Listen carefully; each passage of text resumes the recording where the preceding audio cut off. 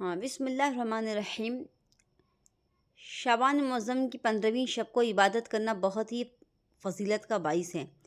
اس شب کو شب بارات بھی کہا جاتا ہے۔ اس شب کی فضیلت کے لیے نبی پاک صلی اللہ علیہ وسلم فرماتے ہیں، شعبان کی 15ویں شب کو اللہ تبارک و تعالیٰ آسمانی دنیا پر جلوہ افروز ہوتا ہے اور اس شب کو اپنے بندوں کے لیے بے شمار دروازے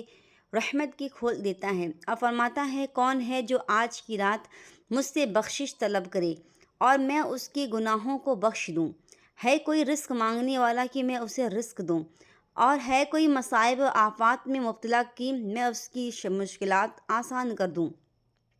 تاکہ اس کے مصائب ختم ہو جائیں؟ حتیٰ کہ یوں ہی منادی جاری رہتی ہے، یہی ہوئی ندا جاری رہتی ہے کہ فجر طلوع ہو جاتی ہے۔ ابن ماجہ کی حدیث ہے۔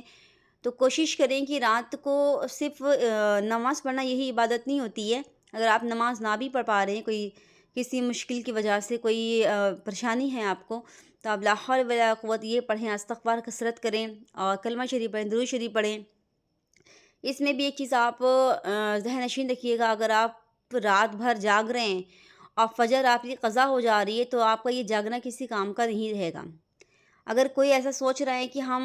رات کو جاگیں گے، صبح فجر نہیں پڑھ پائیں گے، تو اس کے لیے بہترین یہ ہے کہ بحر شریعت جلد 3 حصہ 16 میں اس کا ذکر آیا ہوا ہے کہ ایسے لوگ یہ کریں کہ عشاء کی نماز پڑھ کے سو جائیں، ٹھیک ہے، پھر وہ رات کو اٹھیں اور تھوڑی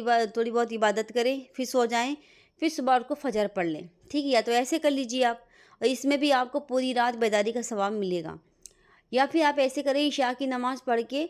آرام سے سو جائیے، 3-3:30 بجے کی الارم لگا لیجئے، پھر اٹھیے آرام سے، جو بھی آپ کو ذکر و اذکار کرنے ہیں، نماز وغیرہ پڑھنا ہے، تہجد وغیرہ پڑھنا ہے یا قضا پڑھنی ہے یا تسبیحات پڑھنے ہیں، تو آپ پڑھتے رہیے، کیونکہ تہجد سے لے کر فجر تک میں بہت کم سے وقت ہوتے ہیں، تو اس میں آپ یہ جو اللہ تعالیٰ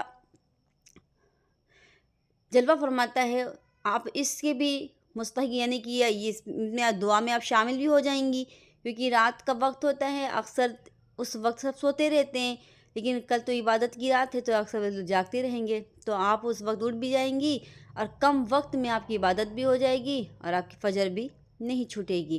لیکن جو لوگ پوری رات جاگتے ہیں، صبح کو سو جاتے ہیں، تو ان کی پوری رات جاگنا کسی کام کی اس لیے نہیں ہوتی ہے کہ جب فجر ہی چھوٹ جائے، نفل کسی کام کی تو رہ نہیں جاتی ہے نا؟ تو چاہے تو آپ جاگیں کم لیکن فجر ضرور پڑھیں، اس پہ آپ لوگ توجہ دیجیے گا۔